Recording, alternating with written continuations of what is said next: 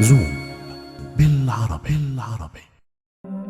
قتلت المئات من الرجال، بلغ عددهم 600 رجل على مر 20 سنة. صنفت على أنها واحدة من أكثر القتلة المتسلسلين إزهاقا للأرواح عبر التاريخ، ومع ذلك أطلق عليها لقب ملاك الخلاص. أهلا وسهلا ومرحبا بكم أصدقائي الأعزاء معنا في حلقة جديدة على زوم بالعربي. إذا كنتم من عشاق الغموض والأسرار فمرحبا بكم، أنتم في المكان الصحيح. وكالعادة أصدقائي الأعزاء، إذا أعجبكم المحتوى لا تترددوا في الاشتراك والتعليق. جوليا توفانا هي ليست بطلة لقصة درامية من نسج الخيال، وإنما هي مخترعة السم الأكثر عبقرية وكيد على مر التاريخ، والتي مارست القتل لسنوات طويلة، ليس حبا للدم وإنما بهدف مساعدة الزوجات التعيسات اللواتي يعانين من ظلم وتسلط أزواجهن. فكيف يا ترى استطاعت هذه السيدة الإفلات بفعلتها كل هذه السنوات؟ وما قصة وعاء الحساء الذي كان سببا في إعدامها بعدما ساهمت في قتل ما يزيد عن 600 رجل؟ وبالطبع فإن أول ضحية لها كان هو زوجها المسكين. في مدينة باليرمو الإيطالية عاشت جوليا توفانا، التي وصفت بأنها كانت تجمع ما بين الجمال والذكاء. اهتمت منذ صغرها بصنع العقاقير وتركيب الأدوية، لكنها كانت تعيسة الحظ، فقد كان والدها عنيفا ولطالما أساء معاملة والدتها. في عام 1633 تم إعدام والدتها توفيانا دادامو بتهمة قتل زوجها فرانسيس بالسم. لم تكن توفانا أوفر حظا من والدتها في الزواج، فقد تزوجت هي الأخرى من رجل يسيء معاملتها، لكنها كانت أكثر علما واطلاعا من والدتها. استطاعت تطوير سم لا لون ولا رائحة ولا طعم له، والأهم من ذلك لا يمكن لأحد اكتشاف أثره. وهكذا قتلت توفانا زوجها وانتقلت مع ابنتها جيرولاما سيبار إلى نابولي ثم إلى روما. توفانا صديقة النساء المعذبات. في إيطاليا في القرن ال17 لم يكن للنساء أي سلطات مادية أو اجتماعية، كن يجبرن على الزواج في سن مبكرة من رجال غالبا ما يسيئون معاملتهن. لم يكن لدى النساء خيارات متعددة في الحياة، إما أن يتزوجن أو يبقين عازبات ويعتمدن في الغالب على البغاء لتأمين متطلبات العيش، أو يصبحن أرامل ميسورات الحال بعد أن يرثن أزواجهن. في ظل الواقع السيء للسيدات الإيطاليات آنذاك، استطاعت جوليا توفانا أن تؤسس شبكة علاقات قوية، وسرعان ما باتت تعرف بأنها صديقة النساء المستضعفات. لم تكتفي توفانا بالدعم المعنوي لأولئك النساء اللواتي يتعرضن للتعنيف الجسدي من قبل أزواجهن، بل قدمت لهن ما هو أكثر من ذلك بكثير. قدمت لهن أكسير الخلاص.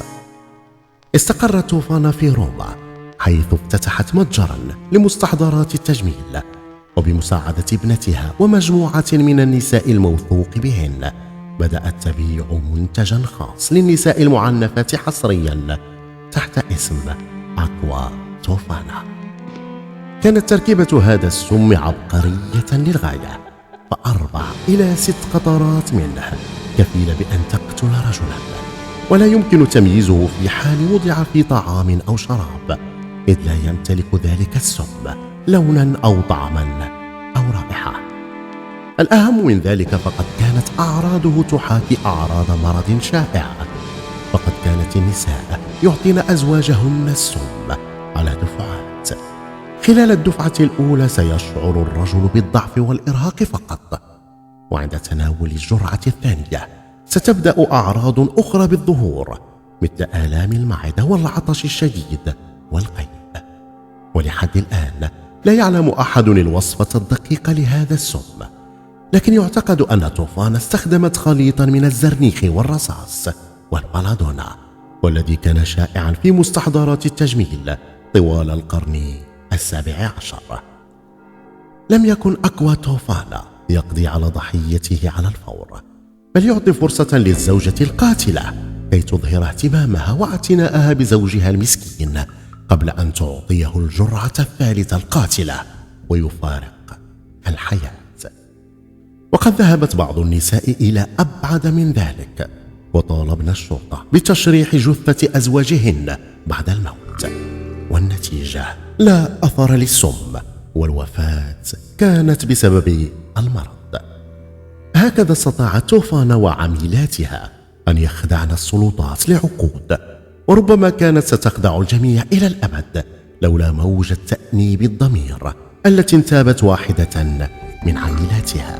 ومن عجائب الأمور أن وعاء حساء كان كفيلا بأن يكشف المؤامرة بأسرها ويكشف أمر طوفان. تقول الحكاية إن نهاية طوفان كانت على يد واحدة من عميلاتها. كانت تلك المرأة تشتكي من ظلم زوجها وتعنيفه المستمر لها، وبعد تشجيع من طوفان قررت التخلص منه إلى الأبد. وضعت له قطرتين من أقوى طوفان في وعاء الحساء، لكن وقبل أن يضع الرجل الملعقة الأولى في فمه بغتته زوجته وأبعدت الملعقة من يده. توسلت إليه ألا يتناول هذا الحساء. أثار ذلك شكوك الرجل الذي ثار على زوجته واستمر في ضربها حتى اعترفت بتسميم الطعام. فما كان من الزوج إلا أن قام على الفور بتسليم زوجته إلى السلطات، وبعد أن تعرضت للتعذيب اعترفت بأنها اشترت السم من جوليا طوفانا. طلبت السلطات البابوية والتي كانت حاكمة في ذلك الوقت بعد تلك الحادثة بالقبض على جوليا طوفانا، لكن شعبيتها الكبيرة في روما جعلتها تنجو في البداية، إذ قام السكان المحليون بحمايتها ومنحوها ملاذا في الكنيسة. لكن سرعان ما تعالت الأصوات التي تتهم طوفان بالقتل العمد وتسميم مياه روما، الأمر الذي دفع الشرطة إلى اختراق الكنيسة واعتقالها.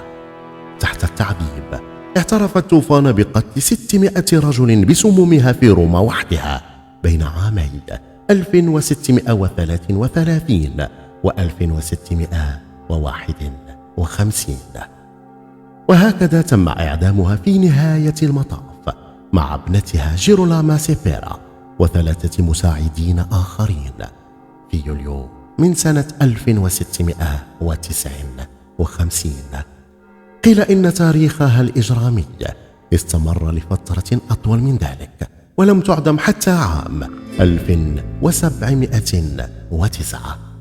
وبعد وفاتها تم إلقاء جسدها فوق الحائط من الكنيسة التي وفرت لها الملاذ، كما تم إلقاء القبض على بعض النساء اللواتي استخدمن السم لقتل أزواجهن، حيث حكم بالإعدام على نساء الطبقة الدنيا وبالسجن على بعض نساء الطبقة العليا، فيما استطاعت بعض الأرستقراطيات الهروب تماما من العقاب بادعائهن أنهن لم يعرفن أن أقوى طوفان كانت سما قاتلا. وأنت يا صديقي، أنت، نعم أنت، إياك أن تفكر ولو للحظة واحدة أن تعنف زوجتك، فربما كانت هناك جوليا طوفان جديدة تحوم في الأرجاء. انتهت قصتنا الليلة مع ملاك الخلاص جوليا طوفان. إذا أعجبكم المحتوى لا تترددوا في التعليق والاشتراك، ودمتم سالمين.